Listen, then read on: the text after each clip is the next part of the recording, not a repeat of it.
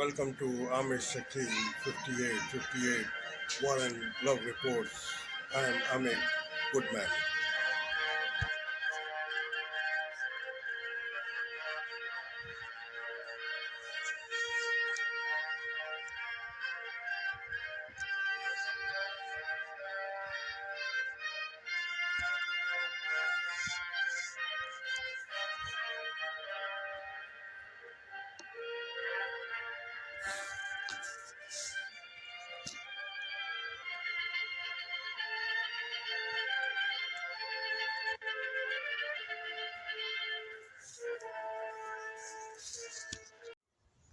Tropical storm Harold barreled through South Texas today. It's the state's first tropical storm of this hurricane season to make landfall, bringing much-needed rain to drought-stricken areas. Some of those areas could see as much as 6 inches of rain along with wind gusts of up to 50 miles an hour. Thousands of homes and the businesses in Corpus Christi are also without electricity. Meanwhile, in California, crews in mountain and desert towns are still digging themselves out of mud and debris left behind from Tropical Storm Hillary. More than 800 people on Maui are still unaccounted. For 2 weeks after the deadly wildfire first erupted, teams have searched all of the single-story residences in the disaster area. They are now focusing on multi-story properties, including commercial buildings. The confirmed death toll stands at 115 people. In Greece, authorities have recovered 18 bodies from a major blaze burning in the country's northeast. They were believed to have been migrants who crossed the border with Turkey. Hundreds of firefighters are battling infernos across Greece, fueled by strong winds. One hospital had to evacuate patients to a makeshift clinic aboard a ferry boat as flames approached. A nurse said he had been working for 27 years and he had never seen anything like this. It's like war conditions, really, stretchers everywhere, patients here, IV drips there. It was like a bomb had exploded. Meantime, in Spain's Canary Islands, police say a wildfire in Tenerife was ignited deliberately, but they haven't made any arrests. That blaze has been raging for a week and has burned about 50 square miles. Much of it is now under control. John Eastman, the conservative attorney indicted with former President Trump, surrendered today in Georgia on charges he plotted to overturn the 2020 election results. Eastman turned himself in at the Fulton County Jail. He was a close advisor to Mr. Trump leading up to January 6.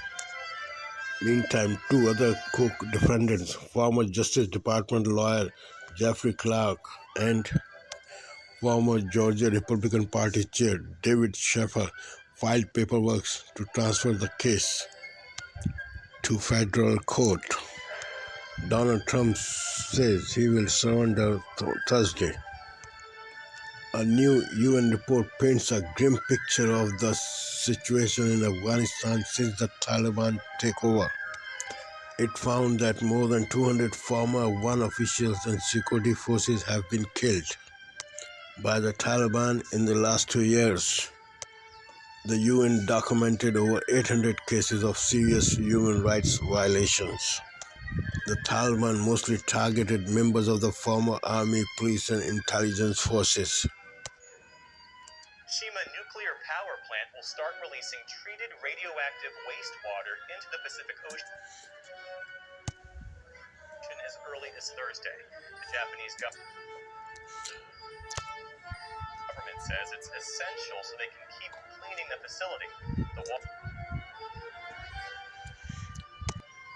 water has been accumulating since the 2011 earthquake and tsunami caused The Fukushima nuclear plant will start releasing treated radioactive wastewater into the Pacific Ocean as early as Thursday. The Japanese government says it's essential so they can keep cleaning the facility.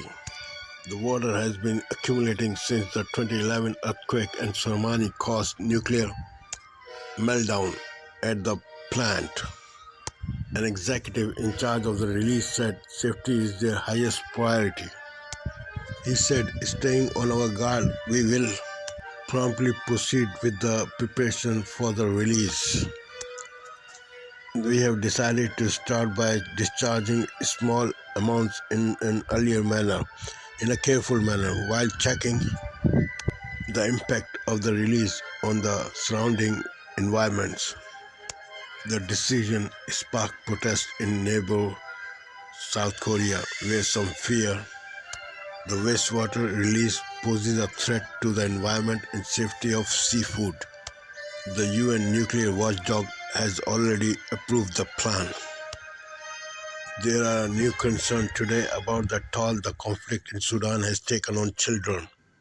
The group Save the Children estimates that nearly 500 children in the East African country have died from hunger since fighting started in April. That includes 24 babies in a government-run orphanage in the Khartoum. The aid group estimates that at least 31,000 children there lack treatment for malnutrition. Since the charity was forced to close 57 of its nutrition centers. And the markets, stocks were mixed on Wall Street today.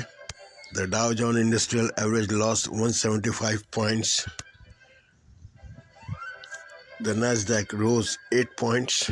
The S&P 500 slipped 12 points.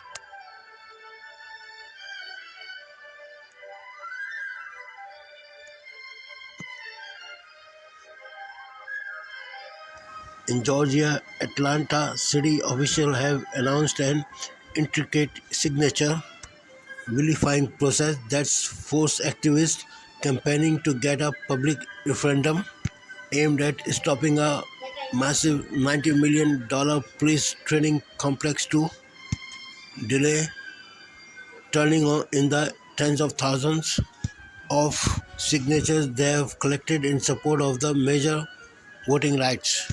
Advocates denounce the verification practice, saying can easily disfranchise voters of color by throwing out authentic signatures perceived to have minimal differences. The city's announcement Monday came just hours after activists opposing Cop City said they gathered more than 100,000 signatures ahead of Monday's deadline to submit the petition. Stop Cop City activists have vowed to continue collecting signatures as a judge granted them more time to turn them in. The move means the referendum may not make the ballot until March, when a competitive Republican presidential primary is taking place.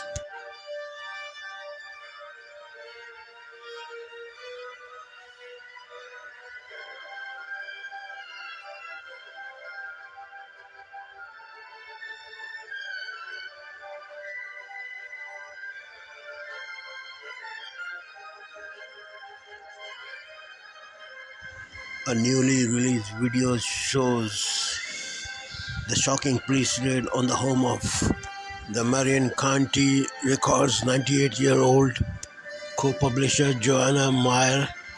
An excerpt of the video filmed during the August 11th raid shows Meyer excoriating officers as they search through our documents and electronic devices. She said, quote, "Don't you touch any of that devices."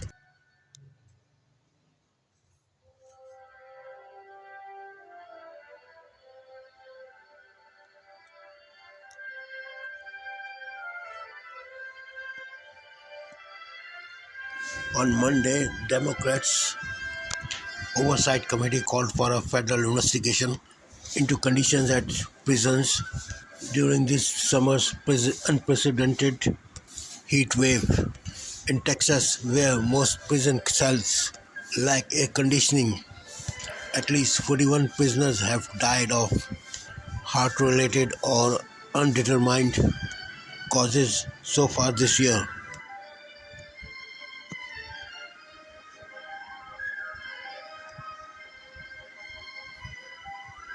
We begin with that one-two punch of extreme weather, from tropical storm Harold slamming Texas to the sweltering heat across the middle of the country. Thousands of homes and businesses are without power tonight after a tropical storm Harold made landfall south of Corpus Christi with sustained winds of 50 miles per hour. The ninth named storm of the Atlantic hurricane season is bringing heavy rain, flooding, strong winds, and storm surge along the coast. Elsewhere is dangerous and excessive heat causing problems from Minnesota to Florida. More than 140 million Americans are under heat alerts. Nearly half the states triple digit feel like temperatures topped 110 degrees in places like Kansas City and Minneapolis. Now we watch a report of Matt Doherty of CBS. Hi, good evening, Nora. Tropical storm Harold came ashore today with a vengeance, packing wind gusts of more than 60 miles an hour. All around me, those Gulf waters continued to wash ashore. People are stranded and roads are flooded. Harold is pummeling parts of Texas. The storm unleashed wind gusts up to 60 miles an hour as it made landfall this morning, unleashing torrents of rain on the Lone Star State. We're in downtown Corpus Christi right now. Tropical storm Harold made landfall in North Padre Island about half an hour ago. We're about 300 yards from the beach, which is up there in that direction. As you get closer, you can see the tide rising in those waves. Back here, we're not seeing a whole lot of flooding in Corpus Christi. What we are seeing is a whole lot of tree damage that you can see right there. Hours later, roads leading to the state aquarium, Corpus Christi, were flooded, leaving some stranded. And we're not standing down yet. Governor Greg Abbott says Texas has deployed emergency responders to monitor the storm as it moves across the state. In the Midwest, the heat is the issue. Roxana Severi is in Chicago. People have come out here to the shore of Lake Michigan to cool off and enjoy the breeze as temperatures rise. An excessive heat warning goes into effect tomorrow when this region could feel as warm as 115 degrees. The sun is just a little tense. Conditions here could get dangerous, especially for schools without adequate air conditioning. Some are starting late or moving to remote learning. It makes it a hard environment for the kids to learn in. In Kansas City today, feels like temperatures soared to 116, and in Minneapolis, 113. Back here in Corpus Christi, more than 9,000 customers remain without power. Dashing ashore, we're still feeling some intermittent rains, and of course, those wind gusts continue to beat down on Corpus Christi. Now the Chris from Weather Channel. Now a tropical depression, seeing winds with this system still around 35 miles an hour, still some stronger gusts possible. Center of this system well inland, some of the heaviest rain expected to fall south or west of the border here in Mexico. Meanwhile, the reason we saw Harold say so far to the south is this area of high pressure, this heat dome associated with it, firmly in place with some extreme heat. Excessive heat warning stretching from Louisiana all the way up to Minnesota, where tomorrow temperatures will be in the triple digits, and Nora, Davenport could feel like 117. Now, a heartbreaking tragedy in Ohio on the first day of school. An elementary school student was killed and more than 20 others hurt when their bus was struck by a minivan and flipped over. And as only 8 states require a seat belt on school buses. and Ohio is not included. It was a morning pickup at the start of a new year at elementary school when a bus in Springfield, Ohio crashed, rolled over to his side. Now, according to CBS, School bus auto accident. Bus is on its top, down in the embankment. Children on the bus. Police say the driver of a minivan traveling in the opposite direction crossed into the path of the bus, full of 52 students. That school bus attempted to take evasive action and drive onto the shoulder, but they still made contact. One child was killed when the bus overturned. There was one student that succumbed to fatal injuries at the scene of the crash. They were ejected from the school bus. 23 other students were hurt, including one seriously injured. Authorities say the school bus did not have seat belts. It's a tragic incident, and we ask for space and patience and time. The driver of the minivan, as well as a passenger, were taken to the hospital with non-life-threatening injuries.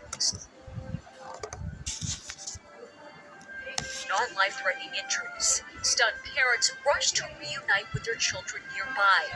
After it happened, I seen it on its side, and they were putting kids on stretchers. They had like leg braces and neck braces and stuff like that. It's not something that you would want to prepare yourself for.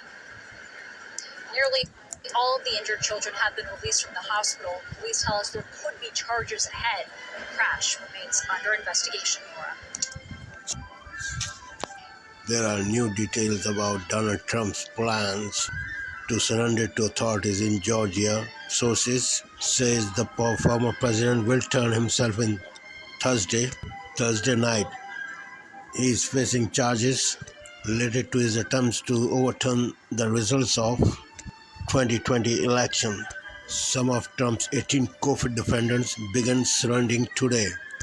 John Eastman, one of the alleged architects of former President Trump's strategy to use false selectors to overturn the 2020 election, was first to surrender at the Fulton County Jail. I am confident that when the law faithfully applied in this proceeding, all of my co-defendants and I will be fully vindicated. Unquote.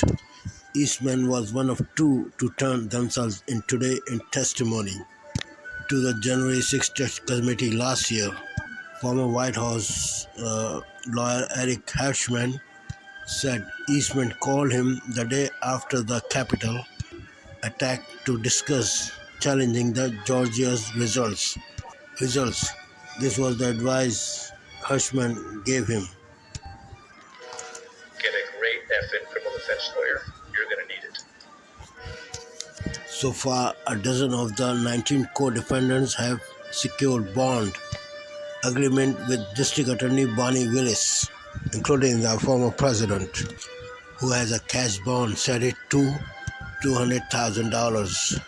Trump said Willis thought I was a flight risk to fly far away, maybe to Russia, share a gold dome suite with Putin. Trump also can't communicate with the other defendants except through attorneys, and he is not allowed to intimidate witnesses, including on social media. The former president confirmed he will travel to Atlanta Thursday to be arrested. Security is ramped up outside of the jail as the sheriff warned of a hard lockdown ahead of Trump's arrival. Late today, former White House Chief of Staff Mark Meadows asked for an extension to surrender, but he was rejected by the DA, who said she will file warrants in the system for his arrest. Afternoon Friday, massive cleanup is going on in Southern California after tropical storm Hillary left. Most of the things are buried under the mountain of debris and mud. The loss is expected in billions of dollars. Let's hear the CBS reporter regarding this condition. Tonight, it's neighbor helping neighbor in desert communities walloped by Hillary. These guys are heroes. This neighborhood in Cathedral City had more than 3 feet of mud in the streets. And right behind the heavy equipment, volunteers with shovels in hand to help dig out. We're all taking care of each other. We got 3 cars out just a little bit ago, which was a really big deal. The storm dumped more than 3.5 inches of rain here, funneling mud right into this low-lying community. I have to say the response of the community members helping one another has been unbelievable. Mayor Rita Lamb says the mud and muck trapped people in their homes, and rescuers had to get creative, using a front loader to carry a group of seniors to safety. Talk about thinking out of the box. And those residents are all safely relocated. Maui fire investigation report by CBS. There are also questions about mayor response about this fire. As the search intensifies, images from before the fire show the complications cadaver dog teams face as they comb through what's left in the disaster zone. Tonight, the focus is on multi-story residential and commercial properties, areas officials say with the highest population of the missing. Around 850 people are still unaccounted for. We're hurting because not only we've lost our historical places and our homes, but we've lost our loved ones. And tonight, there's new concern over how aware Maui County officials were of the conditions on the ground August 8th, in part because of this interview Mayor Richard Bisson gave to local station KITV just after 6 p.m. I'm happy to report that the road is open to get from Lahaina. But in fact, by this point, the fire had already spread into downtown Lahaina. Oh my God, I can't see anything. We're surrounded by fire. The mayor seemingly unaware that much of downtown was ablaze, and many residents were either caught in or were fleeing the flames. We have reports of structures, older buildings that have been burned in Lahaina. Our update is actually going to come in at about 7 p.m. And late to comprehend just how devastating the fire's act. Now a report by Drika Duncan of CBS on migrant crisis in New York City. The Biden administration helped ease the burden. This migrant center on New York City's Randall's Island is the latest answer to the overcrowding crisis. It is said to house 3,000 migrants. Mayor Eric Adams. Is this a sign of progress, or does this speak to the humanitarian crisis your city is facing? This is not a sign of progress. This is a sign of the crisis, greatest, I believe, humanitarian crisis the city has ever witnessed. It's been difficult for the city to find space, leaving at one point dozens waiting outside and even sleeping on sidewalks at the Roosevelt Hotel that has now been converted into an intake center. New York City projects it could spend up to $12 billion on the crisis over the next 3 years. The situation so dire, the mayor is also considering using a closed federal prison as an option. Everything is on the table. I want to be clear on that. Everything is on the table because people come here, the last stop is for someone to sleep on the street. The mayor wants the Biden administration to intervene and grant migrants the right to work.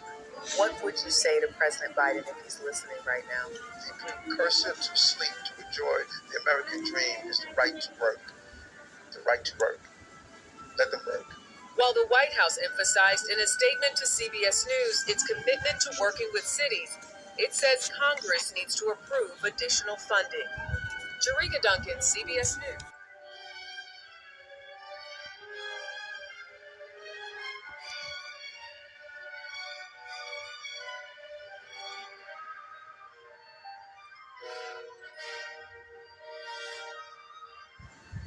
Thank you for watching and privilege of your time.